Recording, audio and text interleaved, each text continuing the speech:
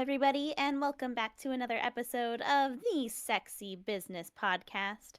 As always, I'm your favorite cat girl, Lewd Neko, and joining me is my co host, Spooky Dangerous. Hello. And today we have another interview with all of you. We are going to be talking about the game Harem in Another World featuring its dev, Jong. Say hello. Hello. You Nice sound just to like meet me. you both. Yeah, I'm waving to you all. You know, a little down. You look really This thin VTuber model today, actually actually. cost me $5,000. It was a Amazing. lot of work to get this ready for this. And the animations and everything is stellar. Yeah, I know. I've got so many toggles. I've got, arms up, arms down. It really does everything, Alright, well, welcome onto the show. Neko and I both got a chance to play Harem in Another World recently. I feel like we are on an apology tour. We've delivered so much slander against RPG Maker games, and then AI slop games have become the #1 bestseller, and then now we're walking it back. We're taking it back. I don't think you guys are walking back the AI slop No, we're not walking back the allegations. AI You have slop. multiple episodes. We're walking back the RPG Maker hating allegations. Too right. Because we both got a chance to play Harem in Another World. We kind of ran through the first couple of hours of that, and we'll talk a little bit about how that went, and then we'll be able to open up and kind of run through some of it with you, because I'm always curious to ask the business kind of questions that I'm sure that the viewers just really love to hear about. Censorship and delisting and stuff for the 100 millionth time, but it's important to talk about. But first of all, I have beef with you. I have genuine beef with you. I just fucking love starting a fight as soon as we open an episode with someone. It's my favorite thing. You didn't mention that there was a NSFW patch for the game when you gave us the Steam keys. So I played the first hour wondering why it was a safe for work game. Skill issue. I saw the DLC, so I just loaded the code. Just like this, these and pink jammed screens are popping up. This is an interesting, so I had artistic choice. Just two building fade up to tension pinks before I figured out what was going on. Yeah, that is an annoying thing. Like, obviously, I just wish that I could put on the Steam page, like, "Hey, this has a patch." Yeah. But, On the I'm itch not page, allowed it's a bit to more mention obvious, that in at least. post. Because that's where I went and got it from. Because I went and looked at the itch page. I'm like, I swear to God, this has adult content in it. And I didn't want to ask a question and look like an idiot at the time. So I was like, I'll do some research myself. And Did you not then get it after on- that, yeah. It's on Steam. Yeah, I It's see. just got the adult on I didn't go looking there first. I went looking at itch.io first for some reason. And then, once I did get it installed, I then played for another hour after that. So I'm about 2 hours into the game, and you quoted us roughly based on the stats that it's about 12 hours of game. So we didn't obviously get to see everything, and we don't have, really that much time to be going and playing through every single game that we have, but I feel like we got a pretty nice snapshot. And then you also sent us a big registry of the files so we could go and look through and see a lot of the amazing art that is in the game as well. So we've got like a nice kind of slice through the game of kind of what the experience is like, but also in a way that means we can't spoil it for the audience and talking about a whole bunch of stuff that happens later on. And you just make up anything. We could just make up anything. We have seen some of the art assets. We know some of the action that happens, but we don't really know any great details about the plot. Now, Neko, did you want to kind of run through what it was like for you, and then we'll kind of open it up to some questions? Yeah, admittedly, I feel like I got like the tiniest slice of pie so far, but it has me hungry for more because I really only got through like the basics of the kind of introduction. So learning about the characters, figuring out how this isekai works, some of the very basic gameplay mechanics. I haven't even unlocked like the whole party yet. But that being said, I was pretty impressed with like even just like the first kind of couple of hours. And by a couple of hours, just because I play games very slowly when I'm doing them on my own, and I also get distracted really easily because there's all these like side quests and things that I could click on. And I am the kind of RPG person where I'm like, no, I need to talk to every single NPC, possibly twice, to make sure I've seen all all of the possible dialogue and done everything that is possible to do instead of doing the main quest. It's not a very efficient way to play a video game. But I really I think the thing that stood me out to me so far is the art is just frankly so beautiful. I described it to Spooky as I think like squishy and colorful and like curvy. All the characters look Um, like they would be great to cuddle with. That's for sure. yes, Yeah, like for sure. very. I want to touch it, but I can't. It just has this really nice look to it. Because I think especially with like a RPG Maker game or a visual novel or any adult game, the art style is really a really big buy or don't buy point for a lot of people. And like, not only do you have all this really awesome art, but you have all of these nice character designs. So since this is an isekai, you have sort of some of the more like normal looking girls, like your initial party, and then based on like the art that we saw, as the plot goes on, you're also going to get to interact with some different kinds of sort of like monster girls and fantasy things and stuff like that. So that's a really nice mix. And it's something that not all isekai does, because it's like a lot of isekai is just the protagonist. So it's just like, oh, I'm a normal guy surrounded by all these fantasy bitches. And so I do Yeah. like, that's one thing I really enjoyed, is that it's like, no, like half of these girls also got transported here, and so you kind of have this interesting harem where it is a mishmash of both like the real world and the fantasy world. So that was something that I think is really cool. Nice. Yeah. Thank you. What about you, Spooky? What was your playthrough like? Because you definitely got further than I did. I did. I did get a bit further. I think the thing that I spent the most time on is you can spend 10 gold to get a hint. You can go to this fortune teller and ask her for help, and I would just run in and out of there all the damn time. Just because I have just such anxiety, and I just really wanted to know what I was doing. Because I wanted to be spending time getting through the scenes and less about just kind of wandering around discovering stuff. But even Yeah. in that, and the kind of the way that things are designed, for example, the I think it's the Adventurers Guild or something like that, where you rescue the girl and then she goes and opens it up again. Is like perfectly positioned to be in between a few things, and so as I'm running around, I'm like, oh, I have this currency that I can go and spend here to upgrade some stuff. Or I just got the first two girls because I had kind of finished the arena, and so I've got one of them tucked away. She's going to be a maid for me, and the second one is kind of like your tsundere friend that's strapped with you, and she kind of thinks you're a piece of shit. I love her. She's my waifu for sure. And so they both asked me to do something nice for them, and I'm like, main quest be damned. I need to upgrade this castle. I need to get this maid outfit for her because they have asked me politely. Which is kind of funny because normally I'm very like, I'm here on a mission from God. I've got to come and fucking, I got to see all these jiggly titties or whatever, right? Because we're playing it as a reviewer. I'm not playing it to just beat my shit, right? So I'm like, I need to get a really good understanding of what's in the game, what's happening, what things are a person playing is going to enjoy and stuff like that. I don't want to feel like I'm missing anything. I don't want to be, overshooting stuff like that. But also, I'm not just like, I don't want to be sitting here farming a thing for a while. That said, Yeah. I poured many a flagon in the tavern because you need like 1,200 gold or something for the upgrade for that, and it's like I have to do it. But I enjoyed it very much. I have the same kind of compliments that you had, Neko, about the art style.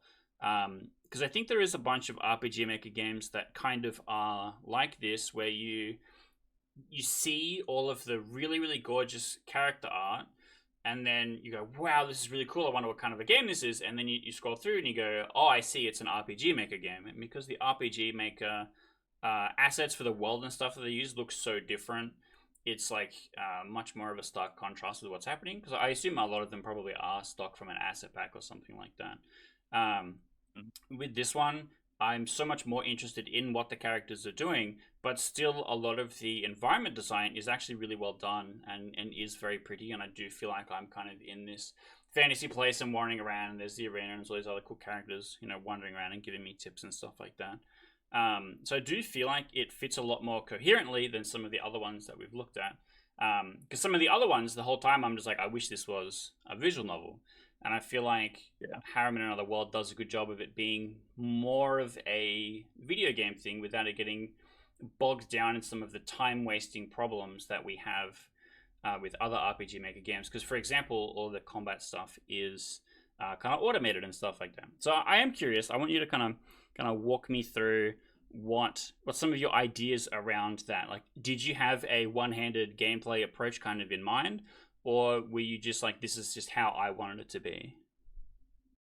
Yeah, I mean, I think with a lot of with a lot of RPG Maker games, the like top comment is like, "Oh, when are you porting it to Ren'Py so I can just play it as a visual novel?" And I Yeah, didn't want absolutely. that, you know. I wanted it to be a world that you can explore and walk around in, and you just don't get that in Ren'Py. It's very, you're on the track. This is where you go. I like that you're able to explore, and like later on in the game, you can find goblins, and there's a hidden goblin village that you can go to, and you can get a goblin princess to join your party. But you can also just completely miss that. You know, Really, you're never Orla, forced to my go there. fucking Yeah. favorite character, is completely missable. So I Yeah. looked through the art files and I'm like, cool, yeah, like here's kind of the starting girls. I love her. She's great. She's my waifu. And then I see all the art and the content that's with Orla. I'm like, no, abandon all other waifus. We have selected a new champion. She's Yeah, I mean the one with fantastic. like her in her like wedding dress and Yeah, everything. That's a favorite yeah. for me for sure. No, she's great. She's one of my favorites too. But yeah, Well, completely missable unless you go exploring. okay. And the world opens up a lot more later on. Like when you get your second party member, Ruth, she has the ability to move boulders. But then you can go back to places which are boulders blocking Right. them. And then you get your third party member, Madeline, and she has the ability to pick locks. So if there's places that have locked doors, you can now go back there. So it's got like a little bit of a Metroidvania thing. I mean, it's not a Yeah, yeah. Metroidvania, Because you but it's see got the rocks a and reason to like you go know back. what's Harem-phania. coming up. Yeah, Yeah, yeah. you got a reason to go back to places and re-explore them and stuff. Because I got as Um, far as the warp system. Like I discovered the door and like, wow, you're in the room of the crystals. This very clearly is a fast travel system. Like, oh, sick. That saves a lot of hassle for mm, going and exploring stuff. So yeah, I do imagine it would speed up quite a lot, and you would be able to just go, okay, I know I have to be here. I can be fast traveling here. Or I know I'm working with this particular person. I'm kind of focusing on their storyline or whatever. It does feel pretty streamlined. It doesn't feel like it's wasting a lot of time, like problems I've had with other games like this one. But I am curious about your choices in character design. Like Neko kind of said, we start off the intro. You're kind of in the real world. Then you have these girls in your class and stuff like that. And then when you get isekai, they come with you, which is very different from a lot of other stuff kind of in this genre. So I am curious as to how you were like, okay, these are the characters I want to come with you, but then also these are the new waifus that you can kind of meet. I think all of the characters from your sort of home world or whatever are all kind of a different what do you call them? Different deres. So you got like the tsundere, the Yep. yandere, the childhood friend dare. I forget what all of the Yes, Dare the things dare. are. classic Japanese term, childhood friend. But they all have these sort of like very classic anime archetypes which I could sort of build off of, and then the ones in the world don't fit the archetypes quite as standard as that. Um, Honestly, I just like most of my characters. I just came up with what I liked, and then I was like, okay, maybe I can Base. get something to work for these people. Is this I you mean, outing yourself as having a small goblin girl fetish? I I'm, mean, I'm making notes for later. I'm staying silent, staying silent. But I mean, I've got a giantess as well, and then I've got an even larger, like true giant as well. So it's not just the Okay, so hang on. petite Now I girls. I have like a the request. gigantic The girls as the well. dream threesome scenario is giant girl on one arm, goblin girl on the other arm. I did actually have that planned, but I found it very hard to work with my artist. We were finding it very hard to get a good perspective, which didn't look silly, having the giantess and the goblin in one shot. So we didn't end up doing it. But Now, one thing that I wanted to ask a little bit about is like your inspirations for this game, or maybe just like games that have sort of inspired you in general, whether they're safe for work or adult. Because one thing that I was really excited by, so when I started playing it, the main character is described in like the Steam description as like an everyday pervert, and that's very obvious, and it's a very typical archetype for this kind of character, where like they're thinking about boobs all the time. They're going to take advantage of every scenario in like, some sort of like more like playful ways usually. And the whole time I was like, man, this guy is like being kind of a little bit of an asshole, but he's being Yeah, kind of cute about it. And I was like, man, this reminds me so much of the character Rance. For those unfamiliar, which if that's true, you should familiarize yourself. Go play Rance. Rance is this long-running series. It's basically like one of the like OG adult Japanese games, and Rance in particular is like your everyday pervert gone like chaotic evil. Like he's very awful and horrible, but also really funny about it. And then so in the game, you eventually, you get to like this costume shop, and one of the costumes was like it was like the Eastern anti-hero or something like that. yeah. And it was Rance. And I like literally like pointed at my screen and was like, so so please tell me about like did that game inspire you? Did it inspire like this game in particular, or was that just like a cheeky little oh I like this thing kind of reference? Yeah, I mean, I love all of the Rance, well, most of the Rance games. Certainly, they he was originally far more of an influence for the main character. The main character used to be more of a dick and was sort of like the opening scene at the start with Sasha, where she has to reveal her boobs for the king. Like initially in the first few builds, that was like the MC pulling down her top and like you know forcibly showing off her tits. And then I was like, I don't really like that. I don't really like my character being that forceful. I just wanted it to make them like a cuter, nicer version of that. And then as the story progresses, he becomes less of an arsehole, less of a dick, and is he certainly softens with time. He's not always how he is at the start. He kind of learns the error of his ways in some parts. Becomes a better person, I suppose. But Softens up yeah, I mean, after you finally get some. yeah. You can fix him. Yeah, incel status redeemed. Yeah. All he needed was a harem of lots and lots of women of different races and sizes. God, That's they all could he fix needed, and me. then he'd be all fine. But no, I mean, I love Rance, and yeah, he was definitely an influence on the main character at the start. But I've tried to move away from that. But I still love the game, so yeah, more of just a reference now, I would say. Were there any other games that like sort of inspired you, or even just games that maybe it brought you to like adult gaming in general? Since this is like such a weird genre, and people come to it from a lot of weird places, whether it was like Newgrounds or like I downloaded this weird thing off of a forum, or like I heard about this online, or for some people, I saw it on itch or Steam or someplace like that.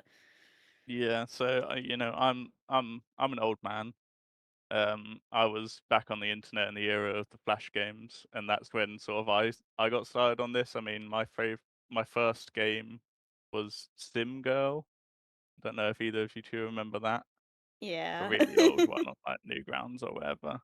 Um, so I've played adult games for a very long time, and I've enjoyed all varieties of them for a very long time, and that's sort of why I wanted to make one because I just love them. You know, I've always wanted to make games. I love playing adult games. It makes sense for me to want to make an adult game as well, I suppose. I got started. I worked a regular job in London doing coding, and then in 2020, COVID happened. I was at home a lot more free time on my hands. Bored and depressed, and it was like I should try and do something creative. So ended up booting up RPG Maker and sort of playing around in that. And then, work picked up again, so I sort of dropped it a bit, and then work got quiet again. I picked it up a bit more. I was sort of doing that for a little while, or eventually I was like, my work got quiet enough that I was like, I'm just gonna, try and do this game thing. I'm really gonna actually like go for it. And so I started doing that in all of my free time, all of my evenings, all my weekends, and a lot of the time when I was supposed to be working, I'd be, tinkering on my game in the background. And yeah, did that for a long time, and eventually it got bigger and bigger, and it started getting to the point where I was like, wow, I can actually, afford much better art, you know, and I can fill up this game, and then it got bigger and bigger. And now it's like, oh, I'm actually able to work on this full time. So this is now my full time job, being able to work on this game. And so I've kind of reached my end goal. I've already peaked. I haven't even released the game. I'm already where I want to be, which is working on Amazing. my game full time, and that's able to support me. So I guess even if I do release, because it's releasing at the end of January, wish list now. Um, it, even if the release was to go terrible, which I don't think it will do, but I've already got my main goal, which is that I'm able to do this. So I'm happy with however it goes. Yeah, and I Yeah, and wanted I to, mean, I wanted to interrupt Neko for the 12th time this episode. We both were talking about this in the pre-show, but we kind of wanted to talk about the fan reception and stuff to the development of the game because you have a really booming Patreon account over there. And I'm really curious to see kind of how you're engaging with the fans, like what their kind of reception of the game is. Neko mentioned that you have a lot of really positive reviews over in some places, um, and just kind of what has it been like, kind of engaging with the community and showcasing this game? um, yeah, I mean, I think at the very start, I got some bad reviews. I had some like mean comments and whatever. But more recently, everything's been sort of pretty positive. I listen a lot to what people say with the good and the bad, and it's not always the nicest thing to hear, but I do feel like it improves my game. When people are like, "This is fucking shit. I hate all of this," it's like, I can maybe take that and use that to make it so you don't feel that way. Good Um, man.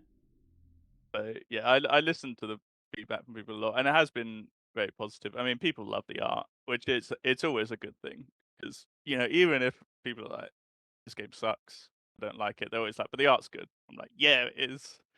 Spent a lot of money on that. Like, so I generally always have positive reception to the art, which always gives me a nice lead in for them to give the rest of the game a chance. Um, yeah, I mean, my community's great. I have a Discord server where people chat. Got yeah, everyone on Patreon's really nice and is supportive. Everyone's just really nice. Yeah, yeah, like I said, I had some bad stuff at the start, but also my game was really really shit at the start, so some of Yeah, I it mean was it's deserved. rough. You're just starting out. I feel like that's only fair. Also, like when players engage with something like that, they go, "This is a product, and if I'm ever to spend money on this, I expect it to be a masterpiece." And so when you bring Yeah. out something and you go, "I am clearly working on this," they go, "Nah, fuck you. This sucks. Why have you shown this to me?" We've kind of had that same problem as well. Our first release onto Steam in the early access, the huge negative review that we got at the time is still the most upvoted review and stuff on the Steam page. It shows up first, and it's like there's only 11 minutes of gameplay in the game or whatever because they just didn't try any routes. They just like went from one end to the other, um, Mm. and that's still there. It's 3 years later. There's been like 150 updates or something since then. It's like surely you could come back and have a look again and check this kind of thing out. But it's Yeah, it nice does to it hear does it's suck when become there's early positive. reviews. Yeah. It's like, I mean, I've got one which is like, oh, this game crashes a lot on my Steam Deck, and it's like it was because I hadn't really thought about the Steam Deck, and then I went and fixed that, 2 years Yeah. ago. But it's still like, oh, it's terrible on Steam Deck as the main review.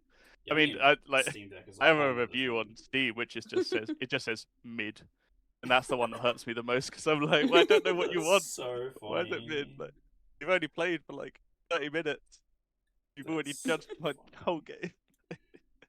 I have a Um, new favorite comment because I've posted up some of the music for our games, and I'm the person that makes the music for our games. And some person at the same time posted a comment on two different tracks.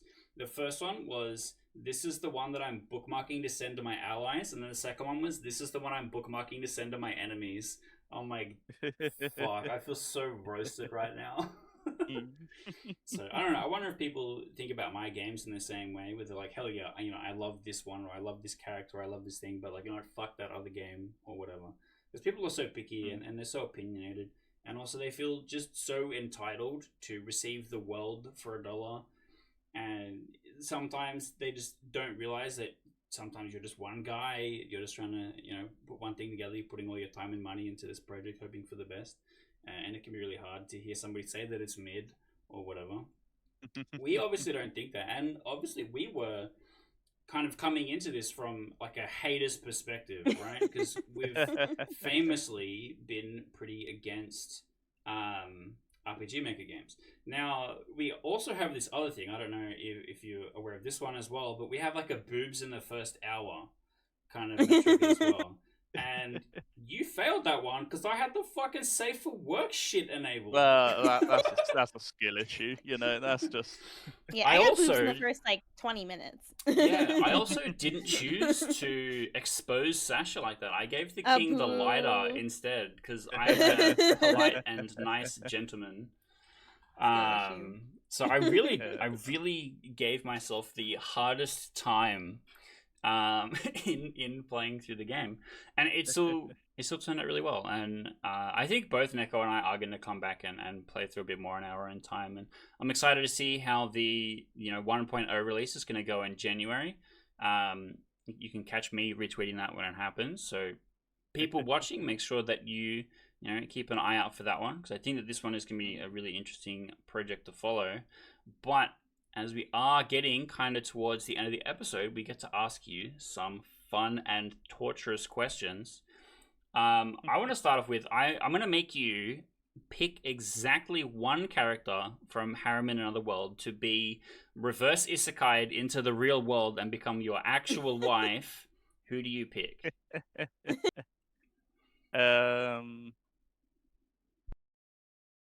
I think it would have to be Elia, who's the sort of mini giantess. Yeah. She doesn't even have like that much dialogue, or like she's not even that big a character, but the 10-foot tall gigantic woman. Yeah, that was me playing Unicorn Overlord. They were like, "Oh yeah, by the way, there's a big fucking lady in the arena." I'm like, cancel all of my other plans. All right, now Neko, it's time for you to ask your favorite question that you always ask every single guest. And it's not if they are circumcised, it's the other one. The other question. Is your favorite husbando and or waifu? I mean, my girlfriend, and then I'll say, if she's not watching, my girlfriend in a Scooby-Doo costume, in a Velma costume. Hang on. I'll take it. In a Scooby-Doo costume, or in a Scooby-Doo the franchise Velma costume? These are different things. The Velma costume from Scooby-Doo. Okay. All right. Then to close, can you tell everyone where they can find you? I don't mean your home address. I mean where they can find Harem in Another World, where they can find your socials. Yeah, Harem in Another World's available on Steam for PC and PC and Android on itch.io. Find me on Twitter at John Games, Blue Sky John Games, Patreon John Games, and links to my Discord on all of those things as well. If you want to drop in and have a chat, always happy to hear people's thoughts and get to know you. Amazing, and thanks again for coming on. I really do appreciate that we're getting to spend some time with other creators and stuff in the community, because it's both us getting to be here and come and talk to you and talk about the project, and I get to come and play the project as well, which is kind of like professional development for me to see what other people are doing and choices they make, their character design, all that kind of stuff. I get to learn from everyone else, but also we spend a lot of time kind of working together with the people that we end up having on the show and cross promoting and following each other and retweeting stuff and all this kind of stuff. So it's through the podcast we're creating this really cool network of developers where we just kind of get to watch you all succeed over time, which is a thing that I'm really excited about, especially with the upcoming release. So, keep your eyeballs peeled for that one. And then while you're peeling your eyeballs, Neko, could you please read the fancy end of video script that we've put together? Yeah, so after you go and you check out John Games on Patreon and you wishlist it on Steam and you try out the demo on Itch.io and all that good stuff, then you're going to come back to this video and you're going to click the subscribe button because you're like, oh my gosh, I just got introduced to another cool game and I wanted to get that every single week because that's pretty much what we do. We are releasing videos on a pretty much weekly basis where we either do interviews, sometimes we just talk about games we've been playing, sometimes we do silly fetish content or we play dumb games or talk about our lives. You get all sorts of stuff. It's a grab bag, so why aren't you subscribed yet? And make sure that you hit the notifications button because this kind of content gets suppressed by pretty much every algorithm that possibly exists. So if you don't have notifications on, you probably don't even know that our channel is posting things. And then you can also give us a like if you enjoyed the video, and then feel free to leave us a comment down below. Have you had a chance to play Harem in Another World? Are you going to check it out? And you can also leave suggestions or feedback down there. We do like hearing about what kinds of games you guys are playing or what kinds of creators in the space are interesting you. And sometimes we're able to reach out to them and get interviews just like this. So, thank you all again for watching another episode of the Sexy Business Podcast. And we will see you next time. Bye, Bye bye. everybody. Bye.